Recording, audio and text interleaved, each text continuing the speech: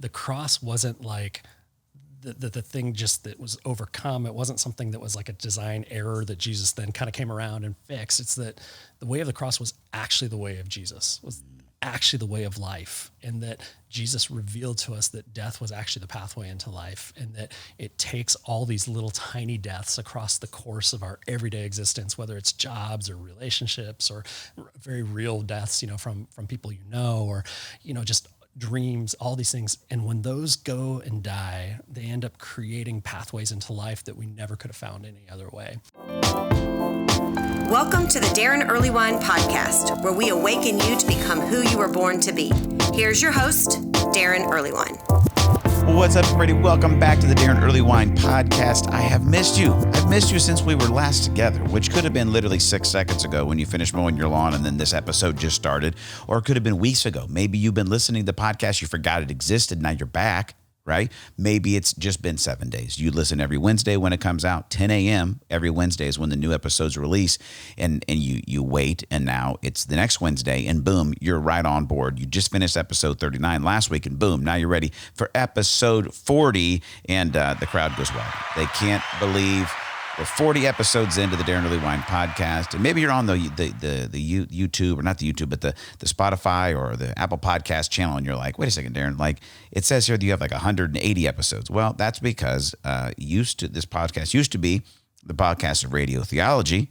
Before that, it was called the Born to Be podcast, and it doesn't make sense to just change podcast channels, so we rebranded it. And so if you go back past episode 40, you're going to get into the early interviews of the Born to Be podcast and Radio Theology. You can go back and take deep dives if you want, but you don't have to, because if you just stick with us right now, you're going to get the brand new, fresh content. We're talking about John Jones. He is the lead pastor of Mercy Road Downtown, one of our local church partnerships here in Indianapolis, and I absolutely love John. You are going to love John after you listen to this interview. I promise. It's a money-back guarantee. You're going to love John. His story is something that you are probably absolutely going to identify with so much of it, but wish you didn't. And the reason I'm going to say it's going to be that you wish you didn't is John's going to take us on a journey of unmet expectations from God. And all of us are like, yes, I have some of those. And the difficult part is they usually are connected to pain. And if you're any Enneagram 7 out there, 7s out there like myself, and John Jones, strong Enneagram 7, him and I, we get together, we 7 it up. It's just 7s all over the place. And we don't like pain, and John's going to talk about it in this episode, but it is unavoidable. And so I guess if there's a title for this, and we may not call it this, but it could be this: Jesus, the Disappointing Messiah. And that's actually a teaser for an episode coming out in a couple of weeks where I sit down with my friend Dave Mullins, and Dave has a whole sermon series and a book he needs to write called The Disappointing Messiah, because Jesus is the disappointing Messiah. You say, wait a second, Daron, that's disrespectful. How could you call Jesus disappointing?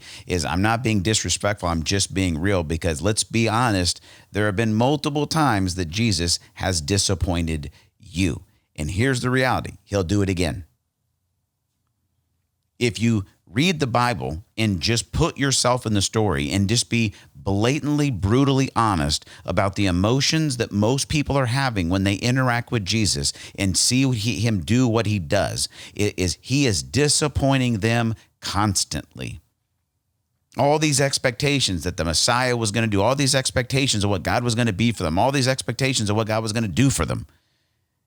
And Jesus just does what Jesus does. He just fulfills his mission as the Messiah. And by the way, your uncommunicated or held expectations do not control him or guide him or direct him, because guess what?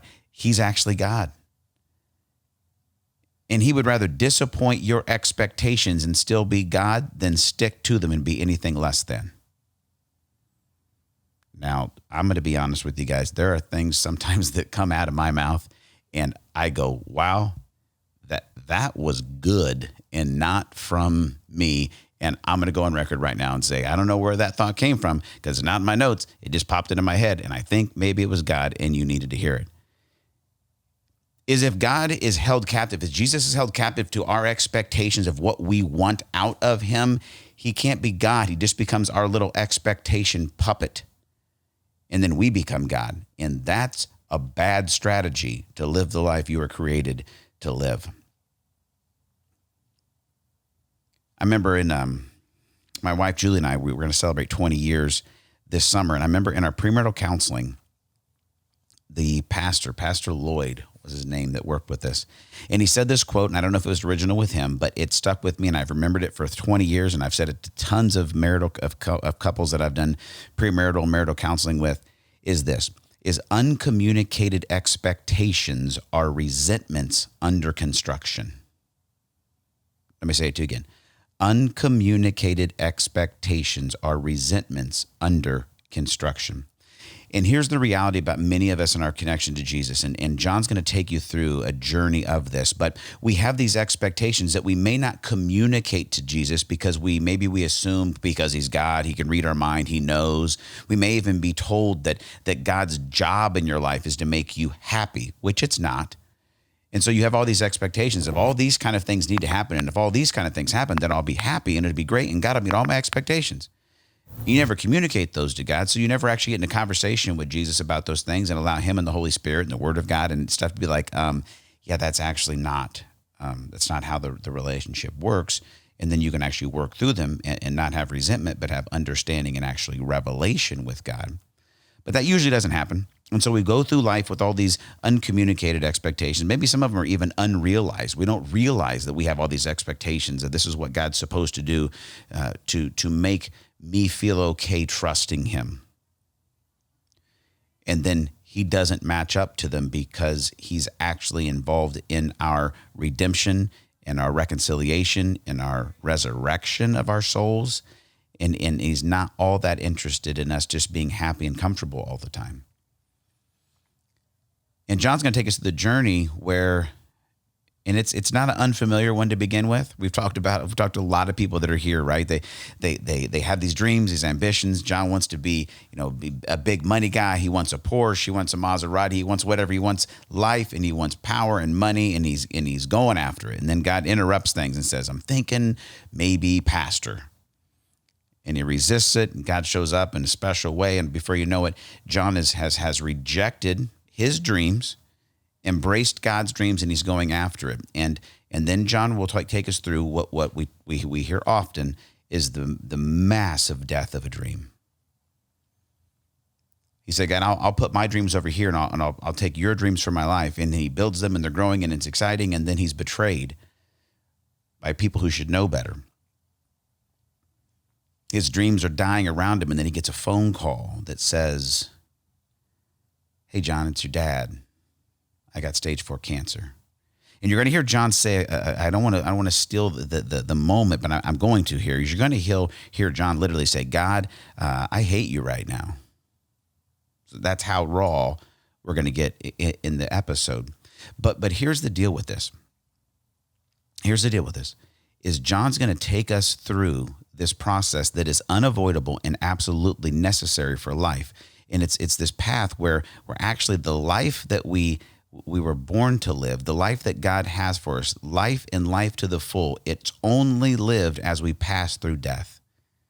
It's through death that we experience the life that God has for us. And Jesus himself modeled this, right? And if you think about every single major ritual that Jesus gave us to remember his life, what was the message he was trying to get to us? The message he was trying to communicate is, hey guys, life comes through death.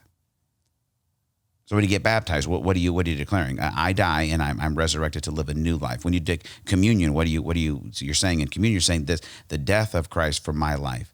That life comes through death. And these major death of a dream, potentially death of a person, these sorrow-filled, my expectations weren't met moments that are actually the most clarifying moments in our life for God to replace our expectations with his reality. And you're going to love the stuff you're going to learn. John's also going to take us through the story of the path of redemption that went through the back room of a Starbucks in Oregon.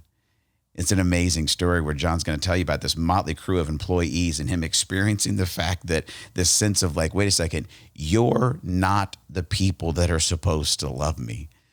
I love this story. It literally could be lifted straight out of the Bible.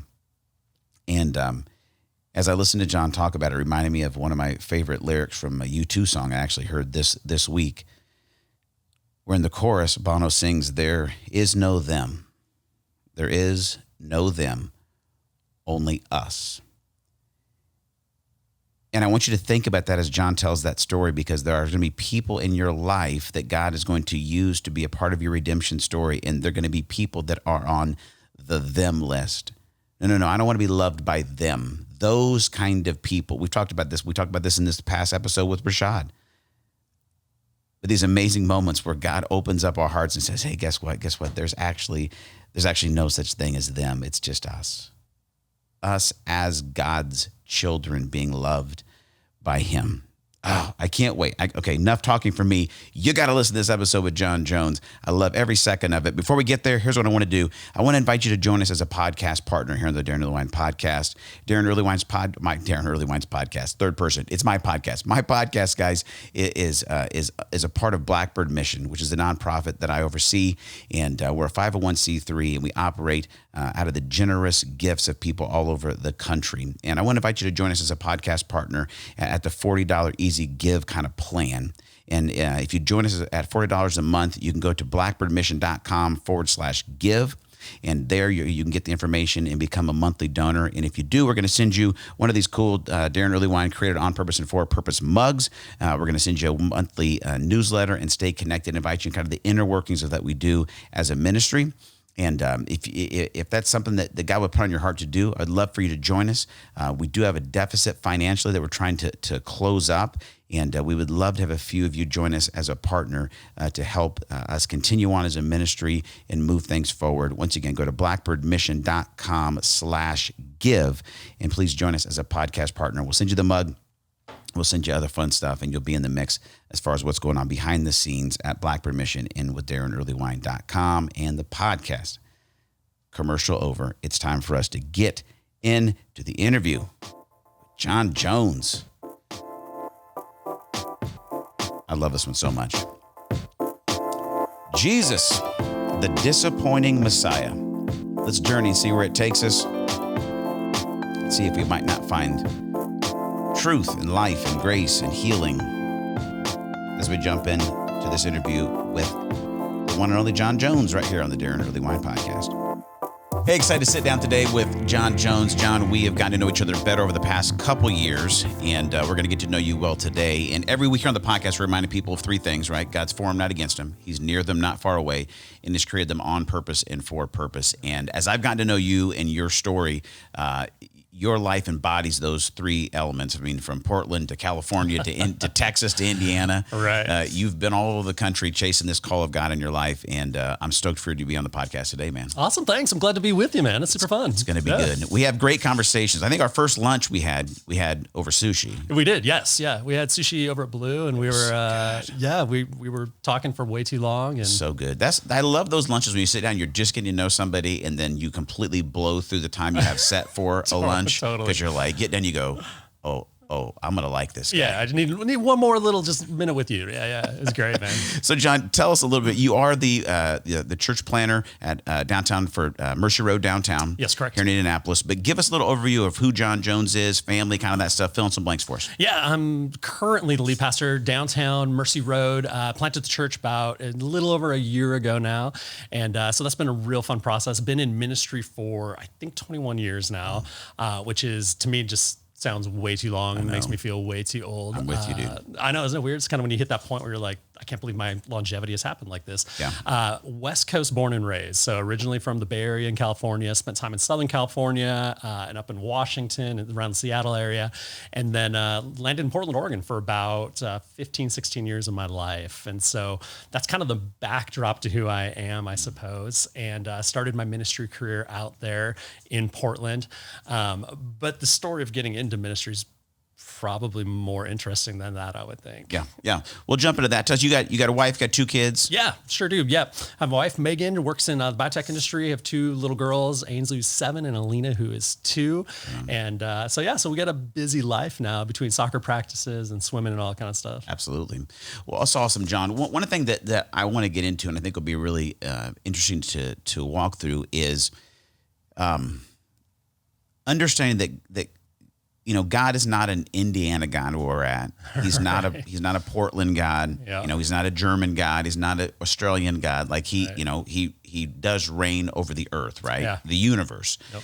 But it is interesting to see how unique all those different cultures and play into walking into our faith. And so we're going to talk here in a little bit later on in our conversation about the process of kind of deconstructing our faith as God reconstructs new understandings in us, and how maybe cultural / maybe family, just kind of maybe scaffolding around it gets interesting. Oh yeah. So we're going to unpack that, but let's go back to kind of the beginning, early John Jones, as your 7-8-year-old kid where you wearing a tie preaching in the backyard to fake audiences. Dude. What were the dreams, ambitions of John Jones? Funny is so I grew up in the church, right? Yeah.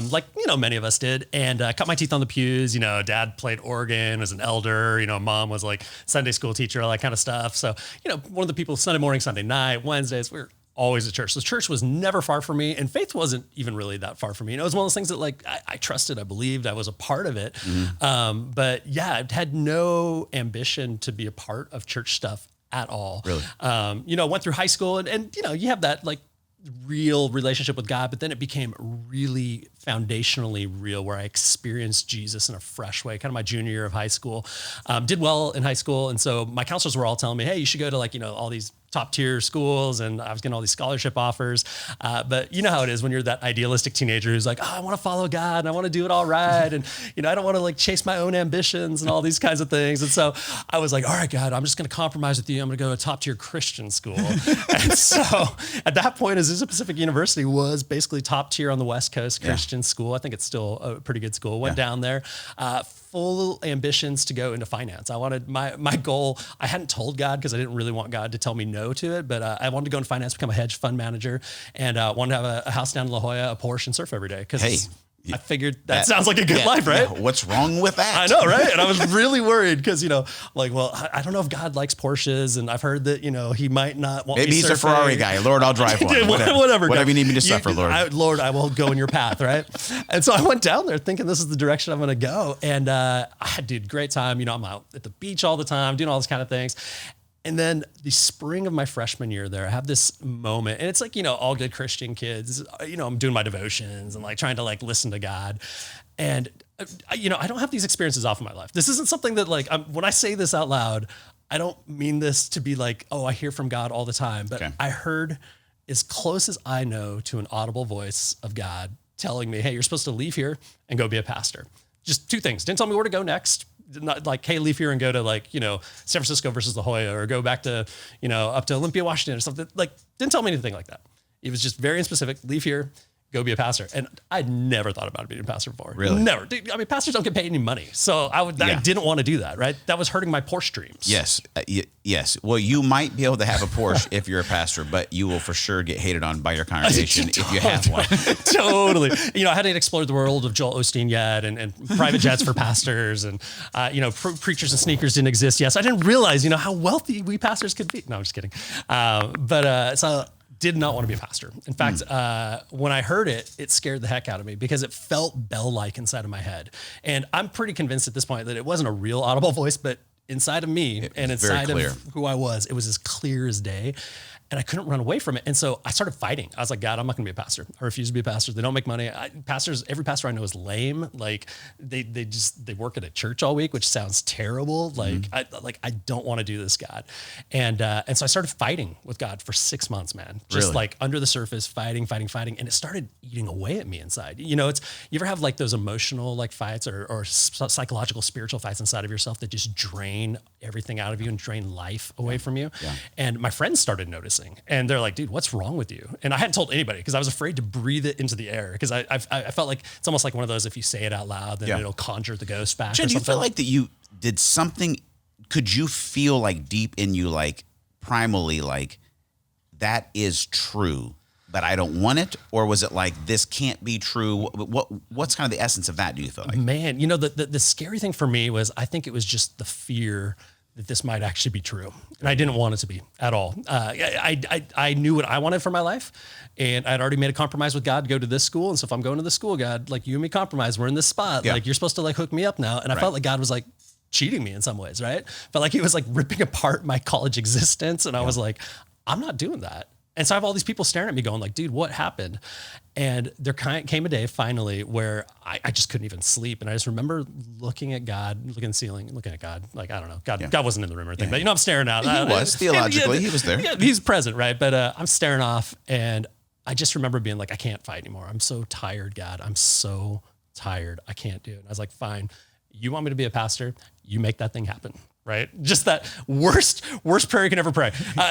Don't ever. All powerful, all knowing being, let's see if you can do this. Yeah. All right, big guy, what you got now, right? You know, kind of like literally the dumbest prayer I've ever prayed in my lifetime, because literally 2 days later, I get this call completely out of the blue from a former pastor of mine, be like, hey, I don't know why you're on my mind right now, but any shot you'd want to come intern with me? And I was like, come on, touche, fine. All right, you win, fine. I'll go intern. And took the job, and literally fell in love from day one. It was one of those things where it ignited something inside of me that I didn't know existed. It was almost like I wasn't in touch with myself inside, and I wasn't in touch with the essence of how God created me, and what I perceived my skill set to be versus what God really probably had built me to be were two different things. And when you come in contact with it, and I had to be forced into it basically, but when I came in contact with it, all of a sudden it ignited something inside of me. I came alive, and it felt like the world came into focus. So it was pretty wild, man. If you're listening and or watching the podcast, you need to pause it. You need to rewind a minute and listen to what John just said, because John, that is so freaking powerful and so applicable to so many people, of saying you might be in a place right now where you're not stupid. You're just actually ignorant of really who you are. Yes. Because there is so much in knowing you and seeing the way that you interact with people, the way that you lead, the way that you speak and teach, your whole, like, who is John Jones? You could have absolutely slayed the hedge fund game. There's no doubt about it. Yeah. Yeah. And it's like those gifts and abilities that would have created wealth and success in that are the same exact things that are working for you in ministry. Yeah. But God had to retune and kind of reshape and kind of connect and align, your heart and your soul with that. Here's a question I have, John. Yeah. And there's got to be somebody listening right now, and I've seen this in my life, people who they blew through that opportunity that you took. Yeah. Yeah. But because I didn't take it initially, right? You didn't, but what I'm thinking is like that feeling where life was getting drained out of you, where people are like, dude, you're not even yourself anymore. Yeah. Is my heart breaks for somebody who, because God's not going to force you to do anything. No. It's always an option. Right. Right. It's always a here, I'm going to give you an opportunity. Would you like to submit? Yeah. You know, and obey, and not in a I'm going to screw you up, but like, here's the best life I have for you. Yeah. And I just think about where you would be, and just I wonder what the condition of your soul would be if you just kept not taking the off ramp. Yeah, you know what's fascinating to me is that I spent my entire life to that point achieving, right? I doing good grades, you know, getting the right friends, not screwing up, you know, in massive ways my life or any of those kinds of things. And so I had thought that the way God built me was in terms of following these rules to get to him. And all of a sudden, God is basically tossing something on the table and saying, hey, it's not about you achieving the right things, getting the right grades, even getting into the right school. In fact, I'm going to pull you out of that school.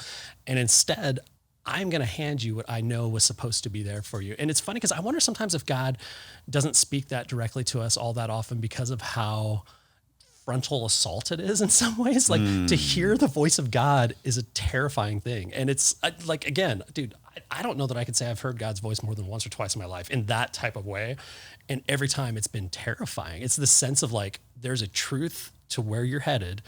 You're going this way. You don't know it yet. And then you're reckoning with the reality of how those two things come in. It's like a camera coming into focus, right? Where you can kind of see it blurry and all of a sudden it just gets real clear. And you're like, whoa, that was almost like too much too quick for me. Yes. And so sometimes I wonder if God is just gracious to us and allowing us, to wind our ways into the paths we're supposed to go into. And yet I think there's moments in life where our souls are raw enough, where we've had enough stuff happen, or moments where, the stars inside of our life align in such a way that we can hear God's voice differently. Yeah. And I think it was one of those moments for me. It's huge. I love it. What it makes me think about, because I go back to a similar moment. Yeah. Sophomore year of high school. And then I remember again, freshman year of college, God really reconfirming, like, no, you heard me. This is the call in your life. Yeah. But I would agree with you, is after that point, I would say God's guidance in my life has gone more from like frontal assault, or however you said it, right? To just continuous, like gentle nudges. Right. And I don't have a fully manufactured, theology on this, but I just wonder if it's something where there's a point where God says, listen, I've got to get you on the path. Yeah. It's going to weave, right? It's going to bend. There's going to be some, some cut backs and forth here, but I got to get your attention because I got to at least get you on the right freeway. I mean, thinking about like, I love Indianapolis being the crossroads of America, right? You can get about anywhere from here. But I can't get to North Carolina if I jump on 70 West. Right. Yeah. And so if he knows, listen, we're going to North Carolina now, you're going to go through the Smokies and it's going to get weird and there's going to be some ups and downs. But like, we got to get you on the right freeway. And I wonder if those are maybe some of those first moments where God really has to get our attention to say, listen, I got to get you going 70 West. Yeah. Now it's going to get a little topsy-turvy, right, but we got to at least get on the right freeway. Yeah. Even with that, I think sometimes we lean so heavily into the idea of journey in our spiritual faith, that we miss out on the relational side of it too. That, sometimes I think the reason God doesn't come so strong at us all the time is because he's wooing us into relationship with him. If you were, in a relationship with somebody that all they did was just talk straight at you the entire time and tell you everything that you're supposed to do all the time, you would just view them as a boss, not as somebody you relate to. Yes. And I think that's part of why there's that subtle wooing where the voice of God seems so quiet sometimes. It's almost like drawing you toward him. Yeah. And so, as I go along the journey like that, to me, I think that's a hallmark of my journey, is this sense of discovering how does being in relationship with God both reveal who I am and what I was designed to do, and simultaneously, how does it draw me closer to him in a way that actually ends up changing the core of who I am? Yeah. So. Beautiful, John. So you step into that, it feels right from the day one, fire comes along inside of you, and where does it go from there? Yeah, so I end up going into ministry. Dude, I'm like, 19 years old at this point in time. I'm super young and raw. And it's like, I almost need to go back and apologize to everybody I worked with at that point in time. Every student I ever worked with, that kind of stuff. I was just terrible. I wasn't a good pastor, let alone a good intern at this point in time. And yet people were so gracious with me along the way. And it's their graciousness is what kept propelling me forward, regardless of whether I realized it or not. And so I end up going, trying to figure out where I'm going to go to school now. And I ended up finding some pastors of mine. I got into a school in Portland, and that's, where they had learned about the Bible and this kind of stuff. I'm like, all right, well, God, you worked so far to follow you, so I guess I'll just follow you down to Portland. Yeah. And so I land down there and pretty much hated everything about going to, I went to Multnomah University at that point, Multnomah Bible College, School of Bible, and hated everything about it. Who I am is not really geared toward the typical church ministry / pastoral world and the type of people who come through that. Yeah. And yet, while I was down there, I found this church, and I'd been playing in bands at this point in time and doing some small band type stuff playing around.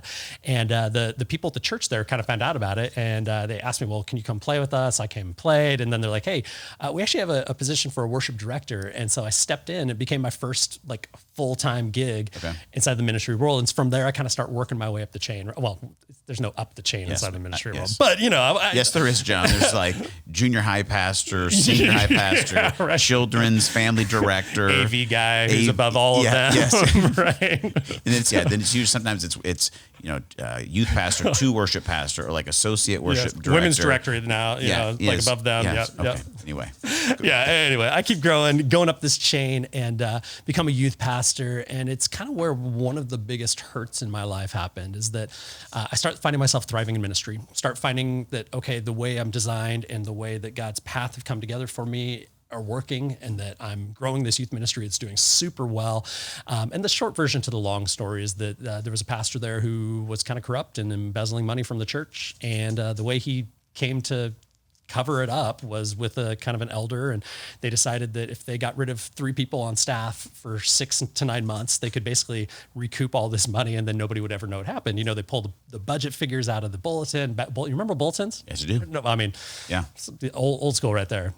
Pull all these numbers out, do all this stuff, and then all of a sudden, I just remember the day that he's like, "Hey, can you come down to my office?" And I'm thinking like, "Hey, I'm going to tell him, how great we're doing. Ministry's growing. It's going to be so excited." And he's like, "Well, we're going to let you go now." I was like, "What are you talking about, man? Like, I have a mission trip in 1 week. I've got, all these students who have come to Christ. I've built up all these volunteers."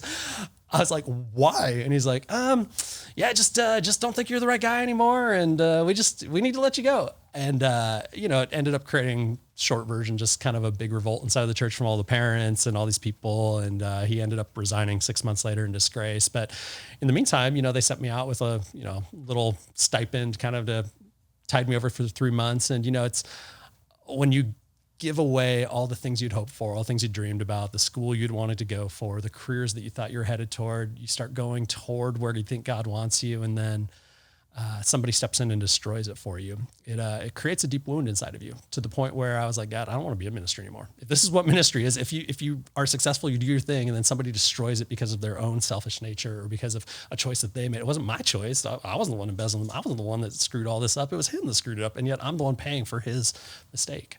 And did you know when they let you go that it was happening, or did you find out after the fact? Found out after the fact. So you had no context of what was happening. No, there was a little bit of a suspicion inside of me just because the numbers had been pulled and, things didn't add up to the way, there's a much longer version of the conversation where everything he's saying, just nothing's adding up, and he hadn't talked to any elders about it. So, immediately I got out of the meeting, called my elder. I was like, "Hey dude, why are you guys letting me go?" He's like, "We're letting you go." I was like, "Yeah, I just got out of the meeting." So there's little keys here and there where you start putting puzzle pieces together, like, okay, something bigger is happening. But it wasn't until about, I don't know, a couple months later that somebody kind of tipped me off to what was really going on. And, you start seeing it all come together. But, you just realize, like, I didn't make the mistake. This wasn't my problem, God. This was his problem. And yet you're letting me suffer for him. And I was like, "I don't want to do this anymore, God. I'm going to run away from this." And so I stepped out of church for about 6 months, and I was dating my wife at that point in time, and she had just moved to Portland, and I'm staring down the barrel of a relationship with her and wanting to get married. And so I start working at Starbucks just because I needed a healthcare, paycheck, all this kind of stuff. And I went in as a manager immediately, and so I've got all these people that are working underneath me. And in the meantime, my wife is like, "Well, we need to get back to church at some point." I'm like, "Yeah, we'll talk about that later. Maybe never." Yeah, how about no? And so I'm working at this church, or working at Starbucks, I mean, and as this is happening, as I've got this new woman in my life who I'm so excited to be getting married to, and now also I'm working this job. I've had my dreams blown up. In the middle of that, I get a phone call from my dad, and he says, "Hey, son, can you sit down wherever you're at?" And it's when you get those phone calls, you don't want those phone calls. No. Those are not the phone calls that you're hoping for. And so he's like, "Hey, I've got cancer, stage 4, and they gave me 6 months to live." And so I'm like, "God, I hate you right now." Like, you're going to take my dad, you're going to take my job, you're going to, take my dreams away from me. And there's just this moment of just being like, it's like, I never doubted that God was there. It's not that I didn't think he existed. It's not even really that I didn't think he cared. I just thought he cared more about, his own purposes or something, or just didn't care about me enough that somehow this mattered. And I just didn't want to be in a relationship with him anymore. And so, it's had not a mutual parting of ways. I still prayed every now and again, still read my Bible every now and again, but I just couldn't bring myself to step into a church. It hurt too bad. And I couldn't bring myself to think about any of this because, everything was going sideways. And so we end up pursuing treatments that were in trials for the specific drugs for my dad's cancer. And thankfully it extended his life another 1.5 years beyond that. And so we got some time with him. In the meantime, I'm working at this Starbucks, and probably the craziest moment of my life. I get married in the middle of all this. And then there comes a moment about 9 months after I got married where you get that phone call from back home saying, "Hey, I think it's time for you to come home." My dad had been put in hospice care, and so we knew time was short, but the phone call comes and says it's time to come say goodbye. I don't think he's going to last too much longer. And I sit in the back room of Starbucks. If you ever work for a Starbucks, back rooms are like actually fairly immaculate in most Starbucks. They keep them pretty well organized, all this kind of stuff. And I'm sitting at the manager's desk, and I was scheduling something at that point in time. And also I just bend over and just, head in my lap, just started bawling. And so if you back the story up a touch, I get to Starbucks, and the people I'm working with are the ones who, growing up in the church world, trying to, be pure and clean, working as a pastor and trying to save the heathens kind of gig. These are the people that I wasn't supposed to be hanging around, right? These are a motley crew. I had this lapsed Catholic who was my best supervisor, and she smoked like a pack a day and was like sort of an artist, but like in like really weirdly creepy kind of art kind of stuff. And then I had this other girl that worked for us that was a recovering alcoholic and sex addict and was like legit one of the craziest people I've ever met. Had this guy that was working for me who he and his wife had just recently explored an open marriage, had a daughter who was 2 years old. And then she walked away and said, "I'm going to be with another woman. I don't want you anymore, but you can keep our daughter." And he became a single dad overnight. Had this guy named Aaron who was one of the most prolifically good employees I've ever worked with, no matter where I was at, and just basically hated everything about faith. I had a militant lesbian who was trying to get her master's degree and just basically destroy the patriarchy. And all these people, I'd spent weeks working beside them. People that I wasn't supposed to spend a ton of time with, I felt like up to that point. And as time had gone on, our lives had become intertwined. These people who were so far from God. And I just remember like sitting with, one of them when his uncle passed away and praying over him. I remember talking about their hopes and dreams and their doubts about life and about, how the universe came to be and what they thought everything was supposed to happen. And I had found myself pastoring these people. And I'm sure I was breaking some sort of Starbucks HR code by doing this, but pastoring these people at the Starbucks. And some of the day comes where all of a sudden I'm crying. And I have all these people that I'd poured into their lives all of a sudden reach around me, and this big group hug happens back there. And I just remember thinking, you're not the people that are supposed to love me. And they all donated days off to me and brought food to my family and all the things that you think the church is supposed to do. And the church was nowhere near us. And it was in those moments that I realized, like, you can sometimes misread stories in the Bible really badly. I'd always looked at the story of the Good Samaritan, and you always put yourself in the place of the Good Samaritan, and how lucky am I to be able to save you all kind of gig, and I hadn't realized that I was the person dying on the ground instead, and these were the Good Samaritans coming to me. And it was in those moments that I just felt this deep sense that God was stirring something inside of me that would change how I would become a pastor and how I would do church going forward. And it's a pretty gnarly experience for me, and yet simultaneously it healed who I was inside. And it reminded me that God had not left me and God had not forgotten me, and that God could use anything to reach back out and bring me back to himself, including people that were so desperately far away from him. And yet he used their hands, their voices, their lives to love me back into being a pastor. And so it's pretty funny to me to realize that the only reason that I'm still a pastor today is because of this motley crew of Starbucks employees that somehow chose to love me in the way that the church is supposed to do it. And sometimes Jesus emerges in the most unlikely of places. John, that is so gospel. Like that story could be like the next chapter of Luke or Mark or John, right? I mean, and what I love about it, man, is what I'm hearing you talk about is, often draw, a connection between passion and pain. Yeah. But oftentimes it's those most painful moments of our life that God really does use as a crucible to develop great passion in us. And man, I just look at your life and I don't want this to be true. I don't want it to be true in my life, right? Is that, you talked about up until that point, like life was going pretty good. Stuff was pretty decent at home. You went to church your whole life. You went awesome SoCal college, like things are working. Yeah.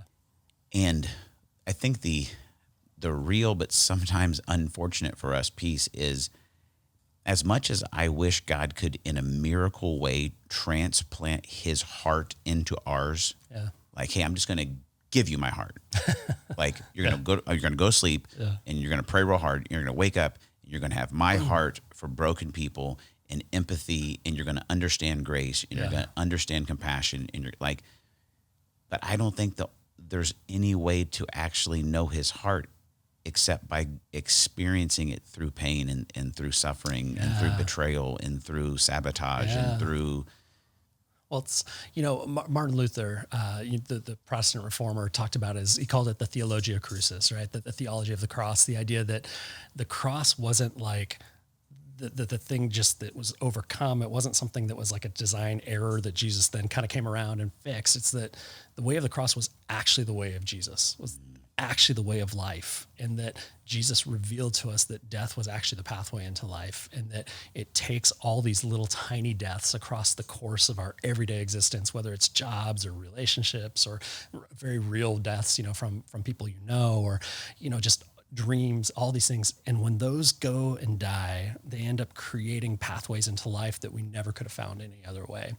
And I found that to be true for myself, that, through my dad passing away, through the death of my dreams, that God ended up breathing into me a sense of life that was so much more robust than anything I'd ever had before, and so much more nuanced than anything I'd had before. I think I had a simplistic sense of life before that, and all of a sudden it became very nuanced with a sense of color to it that otherwise I could have never known without experiencing pain and without experiencing death. And so it's one of those funny things that you think that life is supposed to be smooth and easy and that is the optimal approach to life. And yet Jesus seems to point toward the idea of embracing the pain. And you and I are both 7 Enneagram, right? We're the most embrace skilled, pain? No. The most skilled human beings ever at like never having pain inside of our lives and knowing how to find the next fun thing to do or the next thing to break it. But it's what really shifted the core of who I was, from being that like a pain avoidance person to realizing that sometimes pain is not the bad thing, but it's just the clarifying thing inside of my life. Ooh. Pain is not the bad thing. It's just the clarifying thing in life. That is solid gold, John. So good. What do you say, John? Someone's there now. Yeah. And I don't think there's like some kind of silver bullet, No. one pill type answer to this, but they're there right now and they're in the midst of pain and it has not become clarifying yet. Mm-hmm. What's a next step? Maybe what's a word of encouragement for them? Yeah, I think number one, the thing I try to tell people is that you're seen, is that pain is one of the most isolating things on the face of the planet. And I think that's probably why as a 7, we love connectivity. And so the reason we run from pain is because pain feels like it removes us from connectivity. Yes. And for others, I think pain or suffering or not having the perfect relationship feels isolating. You see every other person doing it perfectly around you, whether it's, they're killing in their job, they just got a promotion, whether it's that person, just got married and they're so happy, and all you can see is everything that's wrong with you. And your lens becomes everything that's wrong versus everything that's right. And yet you are known by God in those moments, that God has not forgotten you. Even when you think that he's far away, God can never be nearer and never be farther away from you. He's always perfectly close to you. It's only your awareness of whether he's there or not. And so you're known. And then I think beyond that, I think the thing that I always tell people is that, pain is God's megaphone in our life. It's where he speaks the loudest into our existence. And I think if all you're trying to focus on is the pain itself, you'll miss the voice of God. And so it's listening, and not in big ways. Like I think everybody wants the pain to end immediately. And so they want that like crystal clear bell of God type of voice, coming in there. And it's not that. It's this way where subtly, in the most unlikely of places, you'll find God's grace emerging, whether it's, through a bunch of Starbucks employees who aren't supposed to be loving you, whether it's through, I don't know what it is in everybody's life, but all I know is that God will use whatever it takes to speak to you. And so be looking for the most unlikely of places. And then the last thing I always tell people too, is that it will create scars. The pain doesn't just heal over perfectly and, the skin looks great again. You'll have scars in your life, but those scars will not define you anymore, right? It's that you'll find that these scars are just a part of the story now, that no longer do you have to be perfect, that now you're allowed to be imperfect and simultaneously to have a totally different story that's propelling you forward. And so, the pain hurts. There's no lies about that. I mean, dude, it sucks to like lose people. It sucks to lose jobs, dreams. It sucks to feel like you're stuck and not able to move forward. And yet God will hear you. God will be with you. God will speak to you. And all of this will scar over someday, and it'll just become a part of the story of who you are. So, It's beautiful, John. And what I want to ask you this question. It wasn't, in our game plan going into the interview, but if you don't want to answer, we don't have to, but Sure.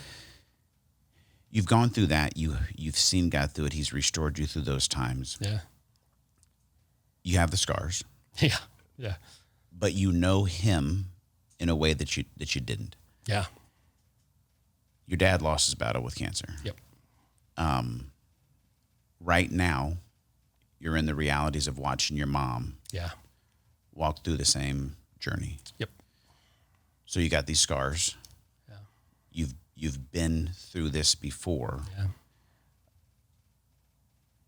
As you now, in some ways, know what's coming, where's God at in these moments? Yeah. What's funny is that it would be easy, I think, to try to push away or try to kind of isolate it so that way I don't have to feel all the emotions going into it. And yet I think I realize is that the feelings of pain and the reality of knowing that I will lose my mother someday from cancer as well has made me realize that I'm not afraid this time around.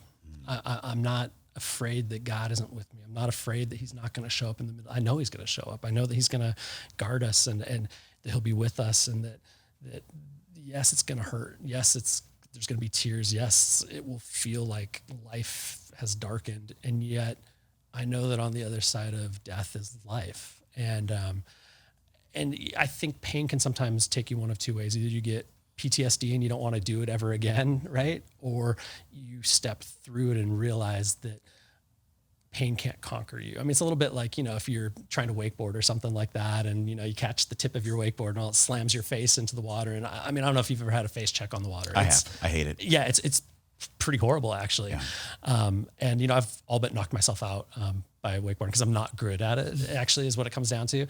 And it could cause me to have this PTSD of that mental memory, the muscle memory, even of just being like, dude, if you plant your face in the ground, it's going to hurt. It's not going to be good. Or you can use that to, simultaneously fix the experience and say, no, there's a different way of doing it this time around. That's kind of, I think, where I'm at with it. It's pretty raw, to be honest with you. It's, losing parents is not something that you desire to do or hope to do or want to have happen. And yet it's also life. And I think it causes me to realize the beauty of life and how precious life really is. And I think there's a value in that for almost anybody, right? Is that the only moments you have is the one that's in front of you right now. Yeah. Is that there isn't other moments than this. This is the moment. This is the life right here, right now. And so you try to step into it. And I think you end up treasuring relationships in a different way. Yeah. So. John, what I'm hearing when you're saying that I think is so powerful is there's going to be pain, but it's pain with the absence of the fear. Yeah. I track it back all the way to the beginning of your story, and I think so many of our stories is the pain of you sacrificing your dream as I'm going to do hedge fund, I'm going to have the Porsche, I'm going to, right? Is there was a pain in that mixed with a fear of, I don't know if you're going to screw me over, God. Yeah. I don't know if I can trust you with what's happening. You go through the pain of the death of the dream of the first church, and it's the fear of, who are you, God, that you would let this happen, that you would still work with that guy, that you 100%. Right? So it's always pain that's unavoidable, but fear seizing that. No, I mean, and we can go through all the quotes and all the Bible, right? That fear is a liar to us. Fear is the absence of love. I mean, all these things that we know, and it's true. But to get to the place now where you have that depth of relationship with God and you can walk through pain and it still hurts like hell. Yeah. But you're not being seized by fear in the process. No, not anymore. I think in the church, and, speaking as a pastor saying this, is that I think we as churches have done a real disservice to people in trying to explain the spiritual life as just purely victorious, purely, beautiful days and like, aren't you just so thankful for God today? I'm so thankful for God. You thankful for God today? Yeah, come on, man. Or this like, we just praise you, Lord. We're so excited for you. All the time, God is good. Yeah, exactly. God is good all the time. God's good. The reality is that I think we've sold a lot of people on the spiritual hype of numbing, right? Is that really spirituality is just about numbing the pains of life. It's about numbing your own hopes and dreams in some ways. What's this? That religion is the opiate for the masses? Yeah, that was Nietzsche? No, it was the Russian dude, wasn't it? No, you're right. I think it's Nietzsche. We can just cut this and post at it. I don't know. It's in our brain. We just can't We're access really it. The quote is correct. Yes, the quote. The author, right now unknown. Right. Yeah. But there is something to that. I think the funny part is that the church has always fought back against the idea that religion is the opiate of the masses. And yet I think he was actually prescient and true in that quote. Yeah. That it really is actually that direction. And that the reality for us is that it's easier to do church and it's easier to build a church. It's easier to be a pastor if life is always easy for people. Yep. And it's a lot tougher to embrace the difficulties that a day brings in a person's life, whether that's just getting cut off in traffic, whether that's, getting laid off during the day, whether it's, your groceries, got tipped over on the way in the door, kids were horrible, your spouse and you aren't connecting or something like that. It's easier to brush over those and be like, but isn't God good? He's so good to you, wasn't he? Right. He's so great that day. It's a lot tougher to step into that and be like, no, those heartbreaks, those moments during the day, that is life also. And God is showing up in those moments as well. And God is shaping you in those moments as well. And you have to be willing to let go and die inside of those moments and allow yourself to feel the pain of broken relationship, feel the pain of sin entering into your life from ways that you're not responsible for, and realize that Jesus conquers that. I think it's the essence and the difference, John, of relationship and religion. Yeah. Right. Religion is an opiate for the masses. Yeah. Follow these rules, get into this system. It will work for you, whatever. And Jesus never offered that. Nope. He came to abolish that. And I'm just thinking about it in my own marriage right now, right? Like you've been in ministry for 20 years. I've been married for 20 years. Yeah. I mean, we have similar paths. And it's like what I'm realizing is like, my relationship has brought, there is pain. After 20 years of trying to love somebody, there's pain. Right. It gets harder as time goes on, doesn't it? It gets harder as time goes on. But what I have to continue to choose is I'm choosing presence, I'm choosing grace, I'm choosing love in the midst of the pain because I signed up for an intimate covenant relationship. Well, isn't that part of like your key is right there? You're growing in grace, right? Yes. Growing in mercy. You're growing in love. And it's those things that when you grow in those attributes, what we forget to tell people, I mean, those look great on a wall or like, on one of those doilies that grandma used to like knit into or something like that, right? Those look good, but the reality of those is that mercy swallows pain and doesn't return hardship. Grace gives benefit where it was never due, right? Where they didn't deserve it. Love takes all of these things and holds them together tightly. And it's, you grow in that as time goes on. It's almost like the muscle memory of your grace and love, your hope, your mercy, your joy. That muscle memory gets stronger as the years go on if you allow kind of the trials of everyday life to become kind of almost like your gym, so to speak. Yes. It's like the weightlifting of your soul. Because I don't think we choose to do it without pain, John. Right. You know what I mean? Like somebody doesn't need grace until they need grace. I mean, they don't deserve me to forgive them for something, which means pain has brought something on that I don't like, right? Like just forgiving someone or like just being like, get over it. That's not grace. That's just forgiving. Like, so that's just, and I think that's the beautiful deconstructive process that God brings us through when he may win us or we may find him through the door of religion. Yeah. And that's often presented to us in culture. Yeah. But the journey he's always wanting to take us to and through, well, two is a relationship, and it's oftentimes through a pathway of pain. Yeah, no, I totally agree with you. And it's, it's funny because deconstruction is really big right now in the Christian world kind of thing. It's everybody's talking about deconstructing all this stuff. And it's, I think in some ways God was the beginning of deconstruction, right? Where he's the one who began to deconstruct you as a human being to get you to your most core essence, to build you back up again. And sometimes it takes removing things off of you before you see what the DNA of how he built you actually looks like. It's that process of unlearning. Yeah. And unlearning is, I think, is almost like not a cyclical, but it's a seasons of life kind of thing, right? Yes. Where it's like, you unlearn what you know, then all of a sudden you grow again. That's like, oh, unlearn again. And I think it's a little bit like more like surfing. I know we're in Indiana currently. And so this analogy isn't the easiest for most people to understand, but when a wave comes in, it's really just energy moving through the water, right? And as the wave goes, everything under the surface is moving that energy around, whether the ground is higher here or some coral over here or something.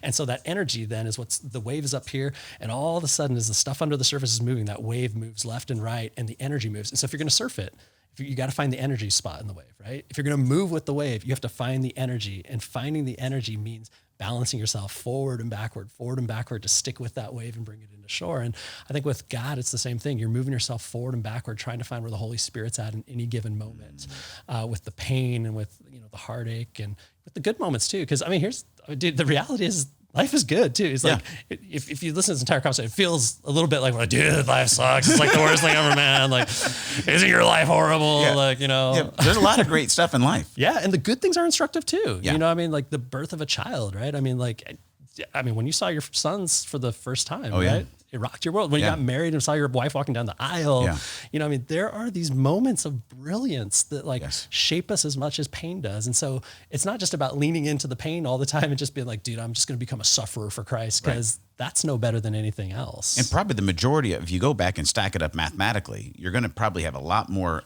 non-painful fun days where there's a lot of joy to be found, even in the mundane. Yeah, dude. Over Totally. these massive moments where we have to wrestle with pain. Yeah, and it's just, I think it's, the well-lived life is the life that finds balance.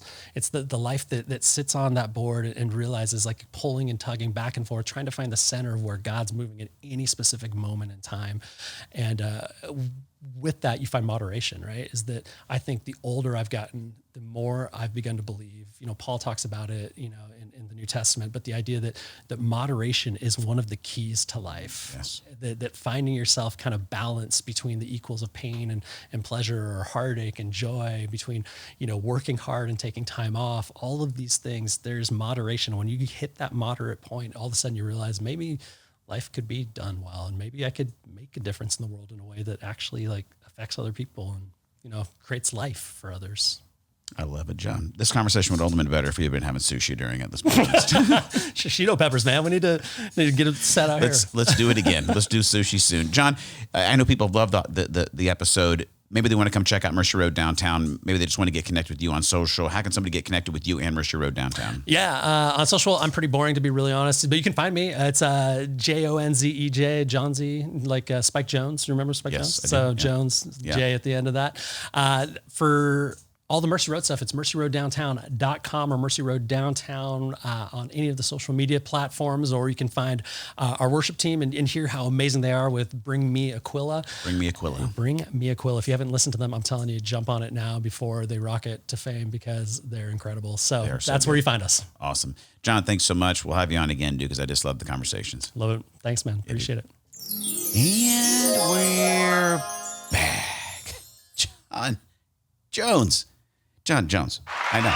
Crowd goes wild because John Jones, it's so good. In fact, again, the crowd is going to double the whammy on the applause for John Jones. Standing ovation all the way for that interview. Here's the question after listening to John's story.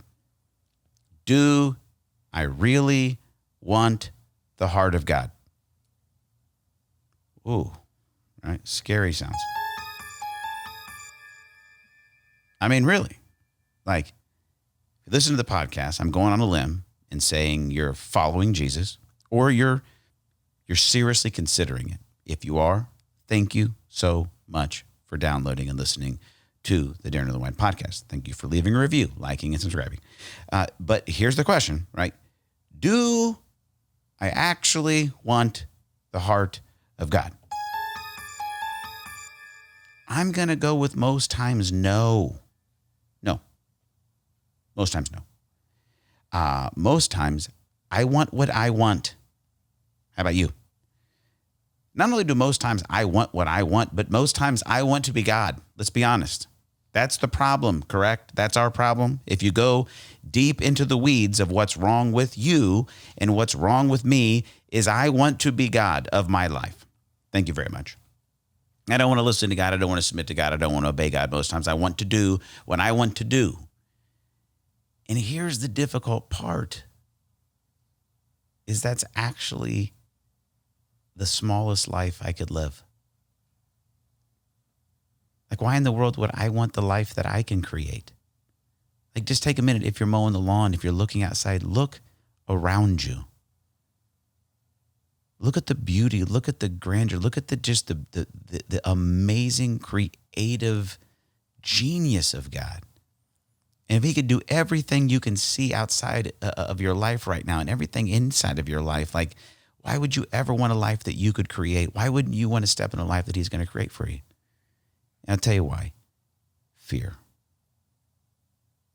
We're just afraid. We're afraid we're alone. We're afraid he doesn't see us. We're afraid that he's not close to us. We're afraid he's going to leave us in this broken place. We're afraid he's going to leave us in this fear, right? That's it. Fear's the enemy. And it's usually deep-seated in lies the devil tries to tell us about who God is and who his character is and who we are or who we're not.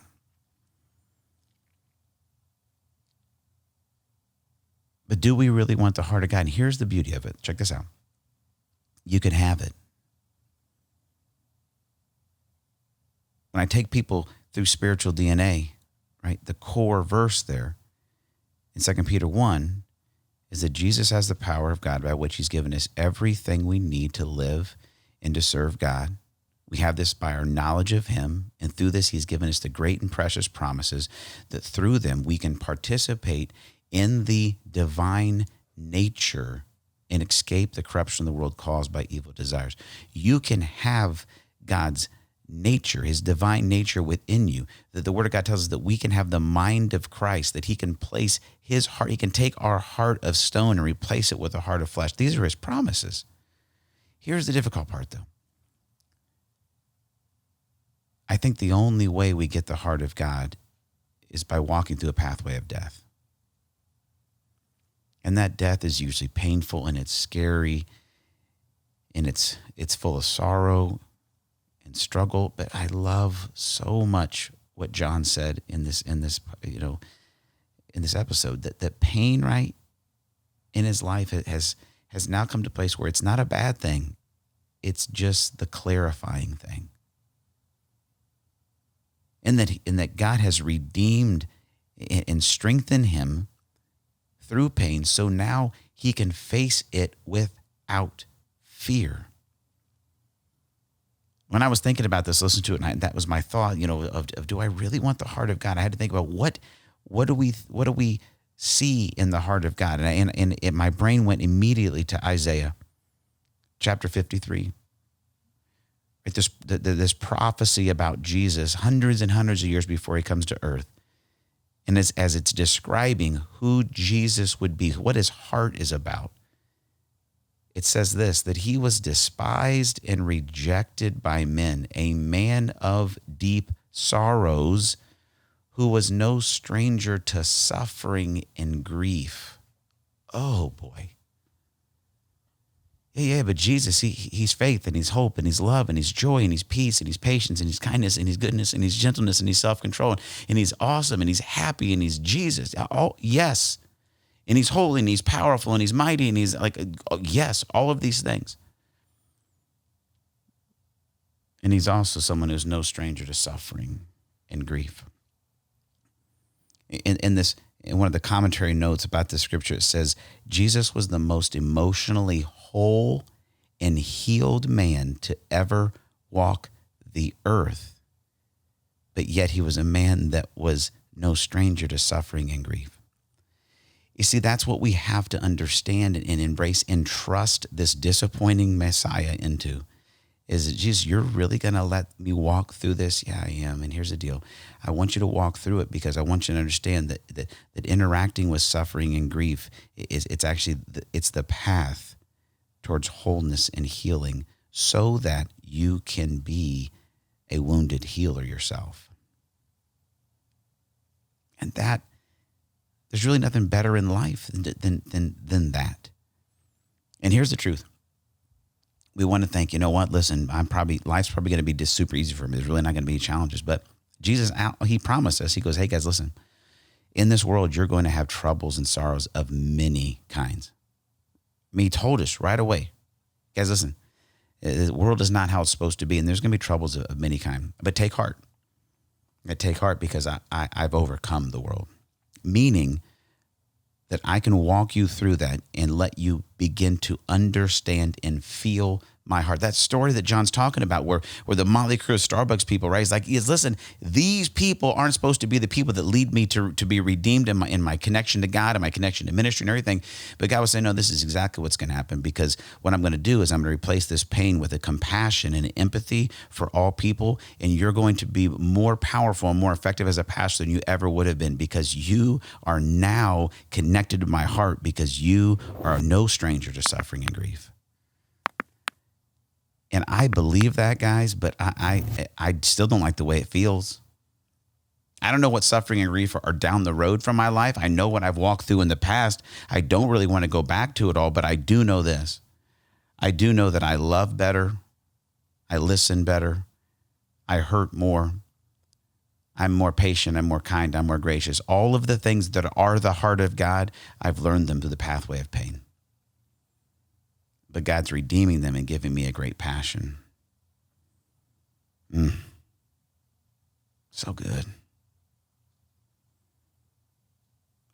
You know, we were getting ready to record this episode, and I said to producer Jen, I said, I think this episode's going to heal some people. And I think maybe it's you. Maybe it's you. Is you've been disappointed in the dreams not working out, and it's the church that hurt you. It's the husband that said he would love you. It's the wife that said she would be faithful. And it's deep, and it hurts real bad. And when John was talking about being seen and known and understood, you began to weep, because the devil's been lying to you and telling you that you're alone, and that the presence of sorrow and the presence of pain is proof that God's forgotten you. And I pray that as you've heard these words from John, and you're hearing these words right now, that the Holy Spirit right now is doing absolute miracle healing in your heart. And he's saying, hey, listen, son, daughter, I see you. There was never a time I didn't see you, and I know exactly what you're going through. In fact, I felt it all, and here's what I'm here to do. I'm here to walk you through this pain. I'm here to heal it, and then I want to give you back your heart. But this time it's not a heart that's broken to pieces. It's a heart that is mended.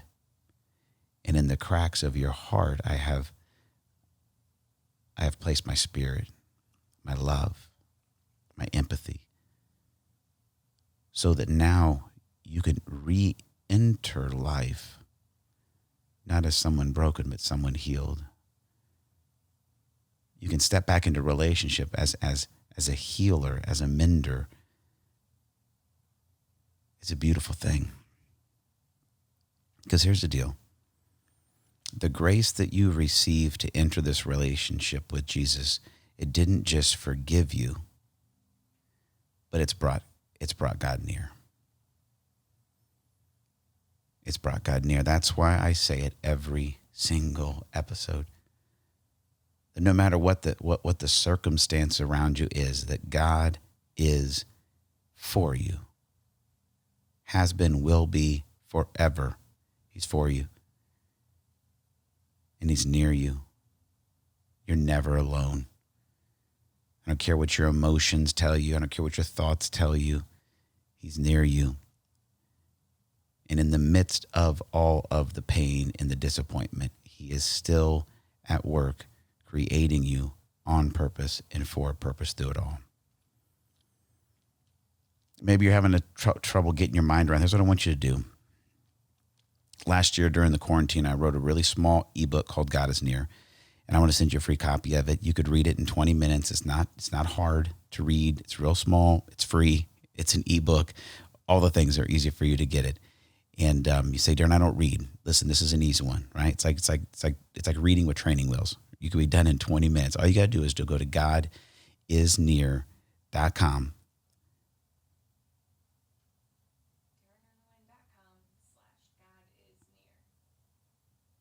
It's super easy to get. All you got to do is go to DaronEarlewine.com/GodIsNear, and I'll send you a free copy of it. You can read it, and it'll give you something over this next week. You can read it in 20 minutes, or you could read a little bit every day and let it be something where God is near to you through where you are right now, so you can step greater into a place where you have his heart.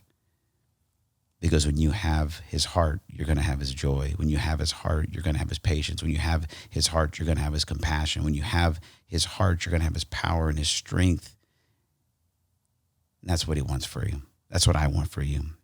If you need a copy of the book, head over to DaronEarlewine.com/GodIsNear. I want to send you a free copy of it.